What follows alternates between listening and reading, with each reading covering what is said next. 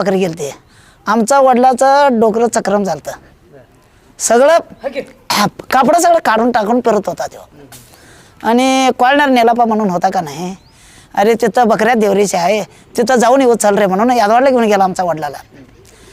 मामाचा कन्या सांबार खाल्ल्याबरोबर 3 दिवसात त्याचं डोकसं बरोबर झालं. डोकसं बरोबर झालं. आमचा वडील काय म्हटला, मामा तू 3 लोकाचा परमेश्वर आहे, माझं डोकं बरोबर झालं. अरे बकरी राखायला पाहिजे की रे म्हटला. बकरी राखायला पाहिजे म्हटल्यावर इथं बुधनूरला बकरी घेऊन आला त्याने.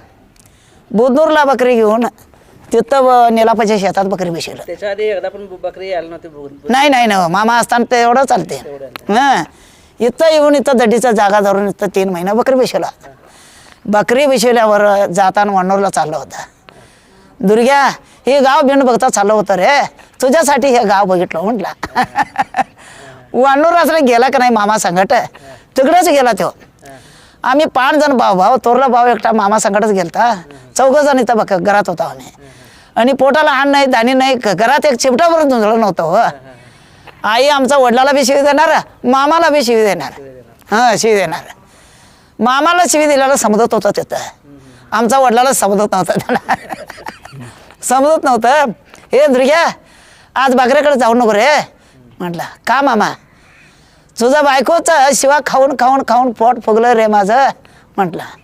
तुला शिवी दिलंय म्हटलं तर त्याला तोडूनच टाकतो म्हणून कुऱ्हाड घेऊन पळतो गावाकडे यायला आला होता.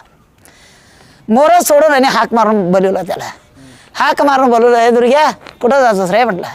त्याला तोडूनच टाकतो मग बायकोला. हां बायकोला. तुला मला पाहिजे तेवढं सेवा देऊन द्या, खरं तुला सेवा दिलंय म्हटलं तर त्याला तोडूनच टाकतो म्हणा लागले.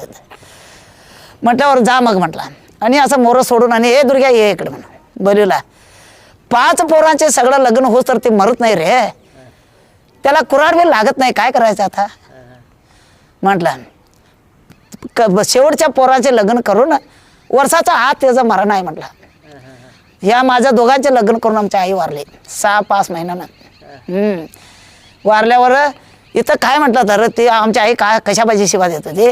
घरात एक चिमटाभर झुंजळं बी नव्हतं आणि बैल एक मेलं. आणि हाय ते एक एवढं बारीक घर होतं, घर बी पडलं. दुसऱ्यांच्या घरला गेलं तर आम्हाला मारायला पळत होते तिने. काय करायचं, देव कुठं आहेस म्हणणार. म्हटल्यावर मामा इकडं 200 रुपये देऊन गावाकडं लावून दिला. आणि हां दुर्गा मामाला त्याला बैल आणून जा रे, बैल एक मारले. आणि पोरासने कापडं नाही, खायला अन्न नाही, एक पोतभर झुंजळं आणून ठेवायचं, पोरासने सगळं कापड आणून ठेवायचं, ते पडल्याला घर बांधायचं, बैल आणायचं. 200 रुपये दिलं.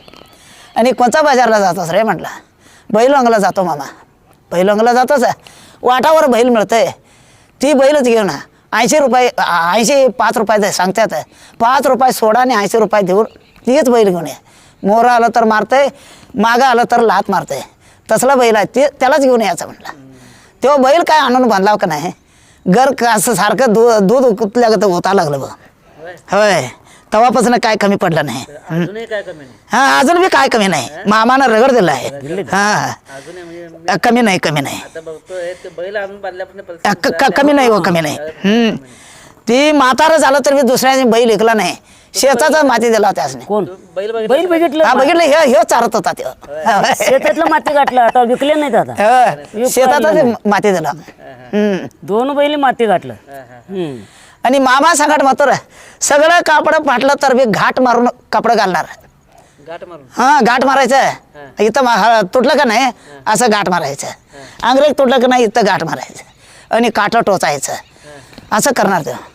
आणि त्याचं सांगत बकऱ्याकडे गेल्याला पोरगं काय म्हटलं, अरे सारखं जाऊन मामापाशी बसतोच, कापड आणून दे म्हणा की त्यासने म्हटलं. अरे 3 लोक सगळं माझं डोळ्यात आहे म्हणतोय आणि 34 कोट देव सगळं माझं बोटाबुडी आहे म्हणतोय आणि माझं कापड तुटल्या पाटल्याला त्याला दिसत नाही, त्याला कशाला सांगायचं मी म्हटलं. मामा कापशीचा रानात बसून ऐकून घेतलं होतं. ऐकून घेतलं आणि संध्याकाळी येतोळा बकरी घेऊन आले. पिल्ली पाजविलं, चहा पिलं, बसले. ए कुणाचं काय काय म्हटलंस रे राणाच्या म्हटलं. ए मामा मग कुणाचं काय आम्ही वर्दळ आणलं नाही, बकरी कुणाचं लोकांचे शेत बी चारलं नाही म्हणलं. ए चारलं नस रे, पैसा रगड आहे दांड देऊ ते काय नाही आणि काय बोलायचं सांगा म्हटल्यावर ते सगळं ए दुर्ग्या तो काय म्हटलास रे आमचा वडील असा हातच धरून होता. बोलताना तेवढाच बोललाय हो मामा सगळं बोलायला त्याला तर येणं झालाय असा डोकसा धरून बसला बसून बसून बसून बसून मागणं काय म्हटलं मामा ह्यो कापडा आणून दे म्हणायला लागला होता. तिने लोक सगळं त्याच्या डोळ्यात आहे सतीश कोट देव सगळं त्याचं बोटाबुडी आहे म्हणतोय. माझं कापडं तुटल्याला त्याला दिसत नाही काय मी काही सांगत नाही मी तसंच पुरतं करत त्याला सांगत नाही म्हटलं होतं असं म्हटलं मामा म्हणलं. तो कवा आणून दे म्हणतोस तवाच आणा म्हणून मी माझं म्हणत होतं. रांडाच्या तू तसंच फिरायला गड झालाच खरं आता जाऊन कापडं आणतो म्हणून कापशीला जाऊन कापडं आणून पाडव्या तशी आंघोळीला लावून दिला नदीला आंघोळ करून येऊन पिल्याशी ला काढला. तुम्ही सांगा की हे तुम्हाला काय आणि अनुभव आहे बोला काय आणि काय अनुभव सांगा की. मी काय अनुभव का? काय आईनं सेवा कशी केली सांगा. आईला आईनं मामांची सेवा केली का नाही ए केली किंवा केली ते केली सांगा की तुम्ही सांगा. केली केली आई कशी केली सांगा. मामावर लई भक्ती होती हो आईची आईचे म्हणजे आमच्या शेतात भेंडी लई चांगलं चालते भेंडी चांगलं चालते आणि काय म्हटले आमच्या आई जरा पीठ घेऊन जायचं पीठ घेऊन जाऊन भेंडी चिरून भाजी करून 4 ऊन भाकरी करून मामाला द्यावं म्हणून इकडं आली. इकडं आल्यावर ते मला बाजाचा बायको काय म्हटले भेंड्याची भाजी करून भाकरी करायला लागली होती.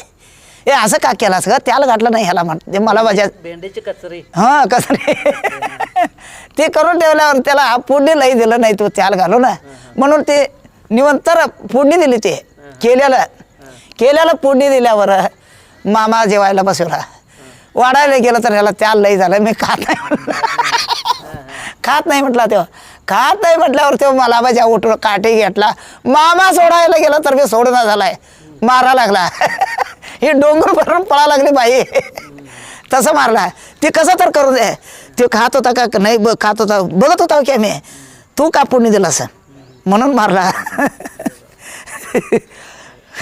तुम्ही सांगा तुम्हाला काय माहिती आहे आईविषयी. ಏನು ಅವ ಅಪ್ಪ ಮಾಡಿದ್ದ सांगा की बोला बघाय लागू नका बोलायला बोला मराठीमध्ये सांगा काय असेल ते. त्याला मराठी लय होत नाही हो जे वळण झालंय कन्नडमध्ये सांगा कन्नडमध्ये सांगा ಕನ್ನಡमध्ये